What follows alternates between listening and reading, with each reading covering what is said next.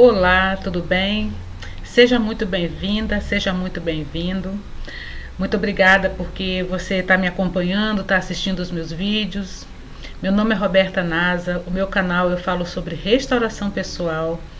Há um tempo atrás eu passei por uma dor terrível de uma separação. Para você que já passou por isso ou que está passando agora, você sabe como que dói, como que é ruim, como que a gente sofre, como que a gente passa por tantas coisas ao mesmo tempo quando a gente entra nesse processo de dor, né? Então, através do que o Espírito Santo ministrou no meu coração, eu uso o meu canal para poder falar um pouco daquilo que aconteceu comigo antes, durante e depois do meu casamento, porque talvez sirva para você aprender algumas coisas, para você fazer ou deixar de fazer algumas coisas. Eu tenho feito uma série de vídeos falando sobre as feridas emocionais. Eu já falei sobre a traição, falei sobre o abandono e hoje eu gostaria de falar com você sobre a rejeição. Mas antes de falar sobre a rejeição, eu gostaria de lembrar para você, tá, que eu sou a favor da restauração de casamentos. Eu lutei, né, pela minha restauração pessoal, porque eu acredito que a restauração pessoal, eu tenho plena convicção disso, total certeza que a restauração pessoal está acima de qualquer coisa, porque existe uma máxima que fala que pessoas curadas curam pessoas. Então quanto antes você se curar nesse processo, como eu vou te dizer, destrutivo, né, que nós entramos, né, que só destruição que acontece com a nossa vida quando nós entramos nesse processo, que se a gente não se atentar, a gente acaba fazendo parte de um grupo de pessoas feridas, né, que só ferem outras pessoas. Então, a restauração pessoal, para mim, ela está acima de qualquer coisa, porque através dela você restaura qualquer coisa, né? Qualquer outra coisa, qualquer outro relacionamento que possa vir pela frente. E eu gostaria de começar a falar com você sobre a rejeição, mas antes eu quero compartilhar com você. Toda vez que eu passo maquiagem, me dá uma coceirinha no nariz.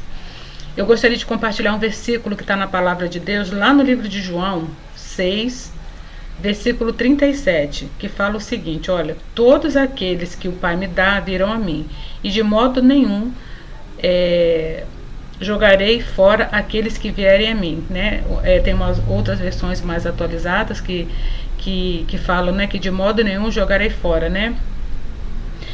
Falando sobre que todas as pessoas que Deus leva para Jesus, Jesus não rejeita, né? Então, partindo desse princípio, né, a gente já sabe, já entende, tem maturidade para entender que nós temos que fixar a nossa mente, o nosso coração, a nossa alma, toda nesse versículo quando passamos pelo processo de rejeição. Até mesmo porque esse processo de rejeição, ele não começa quando um casamento acaba, né? Apesar de que quando isso acontece, o nosso sofrimento, a nossa culpa, a nossa punição, ela nos acusa tanto que a gente se sente super, hiper rejeitada, né? Mas então eu quero falar com você alguns processos da minha infância que eu passei antes de chegar nesse processo de sentimento de rejeição quando meu marido saiu de casa. Quando eu era pequena, como eu falei para vocês, eu não sei se você já viu os vídeos anteriores, mas eu aconselho a você a ver, porque sempre um vídeo vai complementando o outro. Através de algumas coisas que aconteceram no decorrer da minha vida, eu fiquei sabendo que minha mãe tentou me abortar, né? Eu tive revelações de Deus em relação a isso, né? Você pode estar pensando, poxa, mas Deus revelou a você que sua mãe tentou te tirar. Deus, ele fez uma cura total em mim, porque eu tinha uma mágoa da minha mãe terrível, e pelo que a minha mãe foi contando, ela não falou diretamente assim, eu tomei remédio para poder te tirar, né, aqueles remédios de antigamente, né, porque eu já passei da casa dos 50, então minha mãe não falou diretamente para mim, olha, eu tentei tirar você, né, ela foi falando algumas coisas, contando histórias, e a gente, depois que vai crescendo, a gente vai ligando um ponto a outro, né? E nesse momento que eu estava lá no fundo do poço, eu pedi ao Senhor para me revelar muitas coisas que tinham acontecido comigo, e muitas coisas nas quais eu não conseguia perdoar minha mãe também. E Deus me revelou que em certa circunstância, né, ela tentou me tirar, e para que eu pudesse perdoá-la, né? Porque eu não entendia o porquê de tanta mágoa que eu tinha dela, né? E a partir daí eu consegui entender a minha mãe, consegui perdoar a minha mãe, porque minha mãe, ela apanhava do meu pai era muito agressivo, e ele falou que, no caso, a minha irmã nasceu primeiro do que eu, a nossa diferença são de 2 anos, e ele falou que se o próximo filho que nascesse fosse menina, ele mataria tanto a minha mãe como eu, né? Então, imagina a cabeça da minha mãe, naquela época não tinha ultrassom, e saber que poderia vir uma menina, né? Mas graças a Deus isso não aconteceu. Mas, porém, pelo fato de eu ter sido muito doente até os 2 anos de idade, demorei muito a andar. O padre, ele foi lá para poder fazer a oração lá, né? A reza dele lá para poder eu não morrer pagã, porque praticamente eu já estava morta. Então, perguntando uma coisinha dali, outra daqui, e através disso tudo eu entendi que a minha mãe tentou me tirar. Mas enfim, sobrevivi, graças a Deus, para a honra e glória do Senhor, eu estou aqui falando para vocês, né? E esse foi a primeira rejeição que eu enfrentei na minha vida, né? Pequenininha, um feto lá dentro da barriga da minha mãe. Para você que não sabe, mas pode pesquisar, dar um Google aí, o que nós passamos dentro do útero da nossa mãe, isso vai reverberando na nossa vida adulta. A gente já sabe tudo o que está acontecendo na barriga, né, da nossa mãe. A gente ouve, a gente sente a rejeição, a gente sente todas as palavras, tanto do pai quanto da mãe, né? E assim eu comecei a sentir a rejeição lá dentro do útero da minha mãe.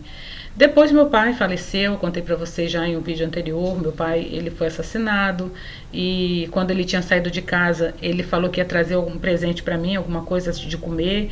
Ele quando voltou, já voltou dentro de um caixão, e naquele momento eu interpretei que ele tinha me abandonado, me rejeitado. Porque eu mexia com ele, no caixão ele não se movia, 4 anos de idade, né? Então eu entendi que aquilo ali tinha sido uma rejeição. Depois a minha mãe, assim que meu pai faleceu, ela já era professora formada há algum tempo, só que ele não deixava ela trabalhar.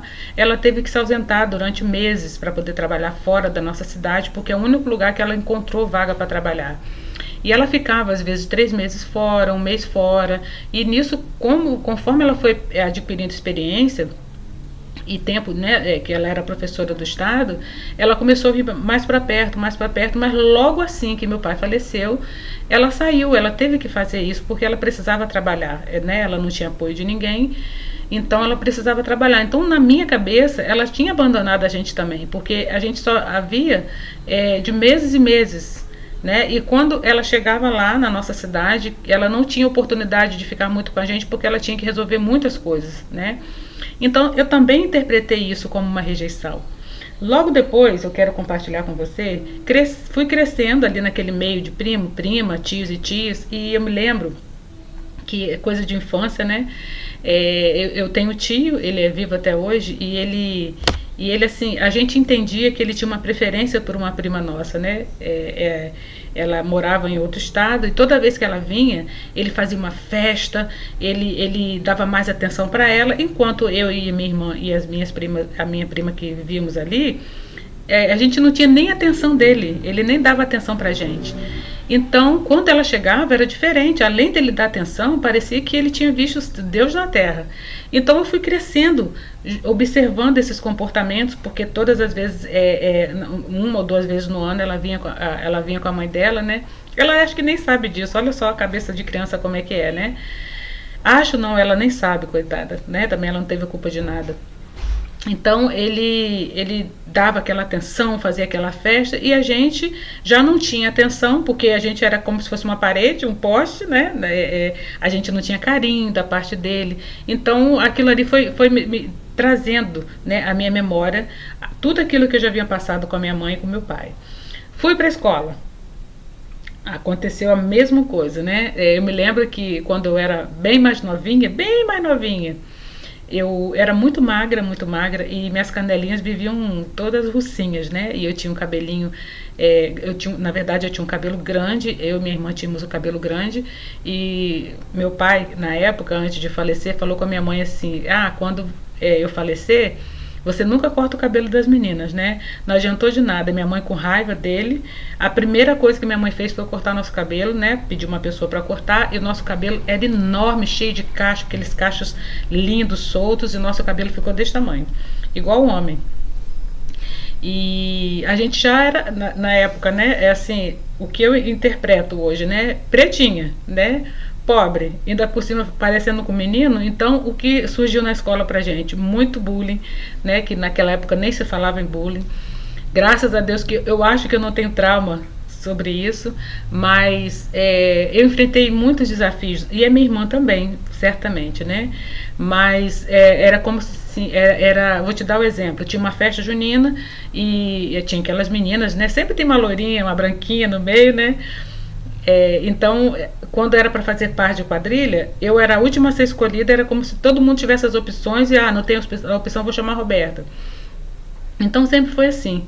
Então eu sempre tive que demonstrar que eu era mais inteligente é, é, por conta essas privações físicas que eu já tinha, né? Então sempre foi assim, uma luta, uma guerra, e quando arrumava namoradinho, era aquele namoradinho o que ninguém queria, né? Era sempre assim. Fui crescendo nesse contexto dentro da escola. Eu me lembro até hoje, vou até abrir uma adendo aqui para vocês, que eu tenho uma professora, eu fazer questão de falar o nome dela é Henriqueta, graças a Deus ela está viva ainda. Eu não me lembro se ela deu aula para mim na segunda ou na terceira série, mas ela sempre foi uma professora que me incentivou muito. Eu sempre, mesmo passando por essas coisas, né, do meu pai e da minha mãe, eu sempre gostei muito de ler, eu sempre gostei muito de fazer redação, e ela me incentivava muito. Eu fazia muitas redações e eu me lembro que ela, enquanto professora, ela observava que eu tinha boa escrita, boa fala, eu tinha muitas histórias, eu colocava muitas histórias dentro do papel, e ela me dava sempre 10, ela me incentivava muito. Inclusive até uma vez teve, não sei se na sua escola também aconteceu isso, né?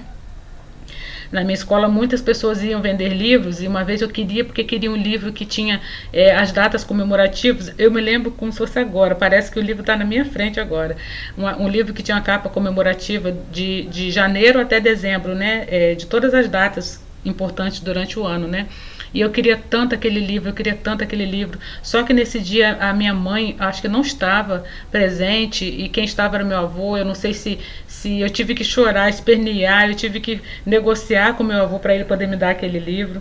E, enfim, aquele livro ali eu consegui, porque parecia que eu necessitava de ler para poder botar minhas ideias em ordem, né? Eu lia desde pequenininha. E isso era coisa assim de segunda, terceira, quarta série. Segunda não, porque eu acho que eu nem sabia ler, né? A gente nem sabe ler nessa época. Mas assim, logo que eu comecei a ler, né? Eu lembro que era antes da quinta série. Eu gostava de olhar as figurinhas, eu gostava de ler essas coisas todas, eu me lembro perfeitamente disso. Mas enfim, passando essa parte, deixa eu ver se eu deixa eu lembrar que eu coloquei aqui, porque eu não quero esquecer que eu coloquei da minha canela russa, que eu tinha vergonha, né? Que eu era fina, fina, fina, fina, minhas canelas, que eu, quando eu colocava a saia, parecia dois gravetinhos. E minha mãe também, ela tinha a mania de fazer uns coquinhos de cabelo, que depois meu cabelo foi crescendo, crescendo, crescendo, né? E ela fazia um coquinho aqui e outro aqui. Agora você imagina, eu sem dente, com coquinho aqui, outro aqui, e ainda com a canela russa. Então era preconceito geral, né? Então eu anotei isso aqui que eu achei bem legal para falar para você, que existia essa separação, esse preconceito, né? Infelizmente existe esse preconceito não só dos professores, não só dos alunos, não só do entorno da escola também. Não digo que eram todos, né? Mas sempre existia, né? Chamava sempre a mais vestidinha, a mais rica, e sempre eu ficava ali, e ali eu fui crescendo com esse tipo de rejeição. Chegando na fase do namoro, deixa eu ver aqui que eu coloquei pra você. Eu namorava muito, né? Eu já falei pra vocês que eu namorava muito. E eu sempre terminava com as pessoas, porque esse medo meu de rejeição.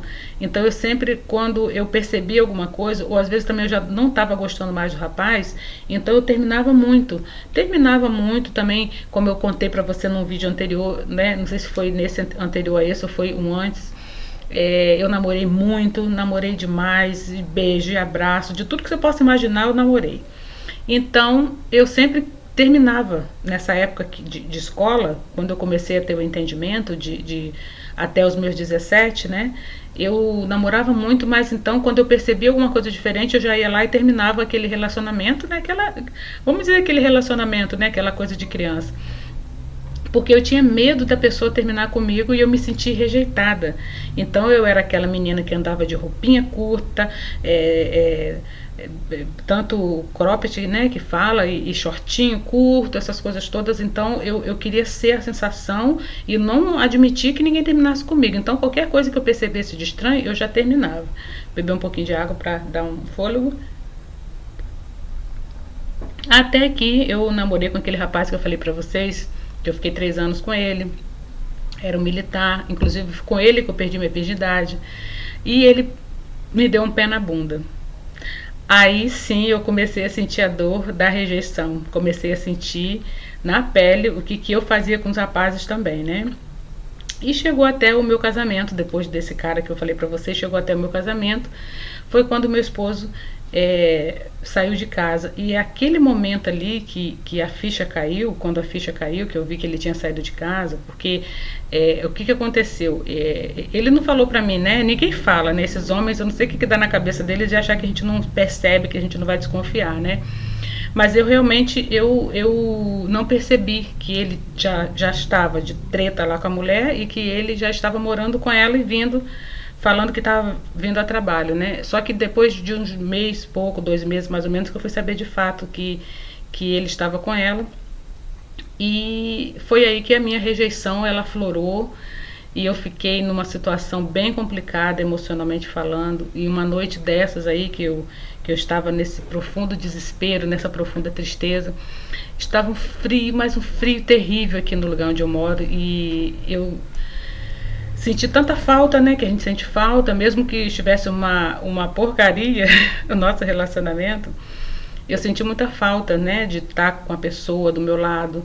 E eu me posicionei na minha cama em posição fetal e eu pedi tanto a Deus que me abraçasse, que me acolhesse, que me beijasse, que ficasse comigo, que fosse ali a minha companhia, que me desse, me acolhesse nos braços dele, né? Então eu me lembro que eu fiquei em posição fetal, interessante, né? Botei a coberta, fiquei em posição fetal e ali eu comecei a conversar com Deus para ele me acolher, para ele me pegar no colo.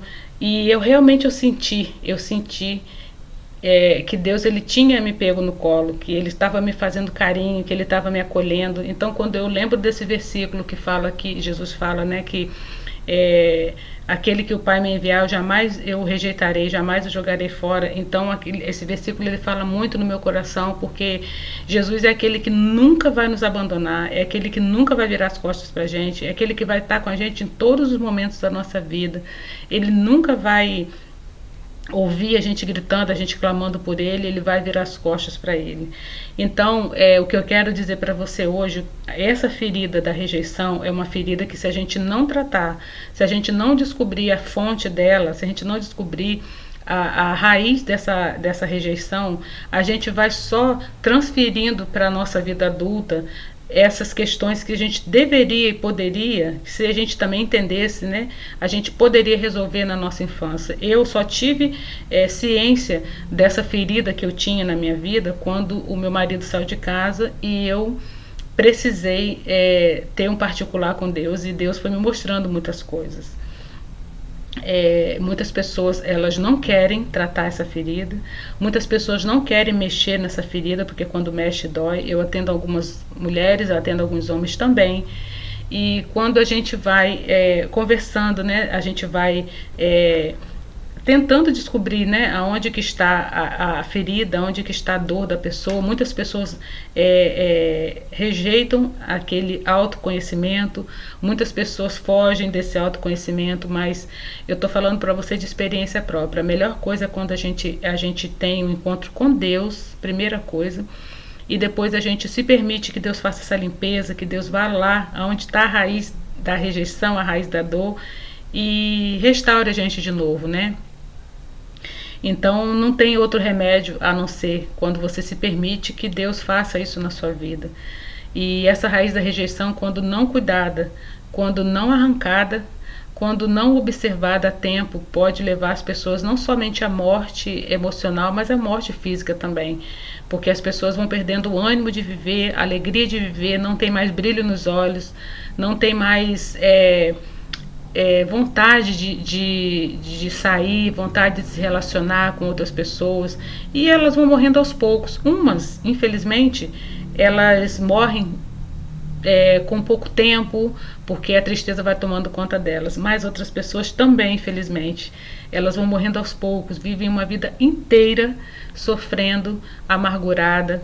Então, o meu recado para você hoje é esse. Peça a Deus para ver onde é que está essa ferida da rejeição, se você tem, se você passou por isso, se você se sentiu assim como eu me senti também, abandonada, traída, rejeitada. E pede para Deus olhar essas feridas aí dentro do seu coração e cuidar, curar. Porque independente do que venha acontecer daqui para frente, independente do que vá acontecer em relação ao seu casamento, em relação à sua vida profissional, à sua vida sentimental, independente do que vai acontecer com você, você tem que viver, você tem que saber que vale a pena viver, que vale a pena começar de novo, vale a pena dar uma nova chance para a vida. E é a melhor coisa a gente viver, mas principalmente viver para aquilo que Cristo nos chamou. Amém. Obrigada por você me assistir, obrigada por você me dar sua atenção, obrigada por você compartilhar, comentar aí. E eu vou deixar sempre dicas de livros aqui para você, sempre deixo, porque é bom você se alimentar, não só da palavra de Deus, ela tem que ser seu livro de cabeceira, mas você também ver, né, ler livros de pessoas que passaram por dores, talvez a sua dor se identifica identicamente com a minha, talvez não, talvez algumas coisas que eu passei você passou, outras não. Então esses livros servem para você se identificar com algumas dores que as pessoas passaram.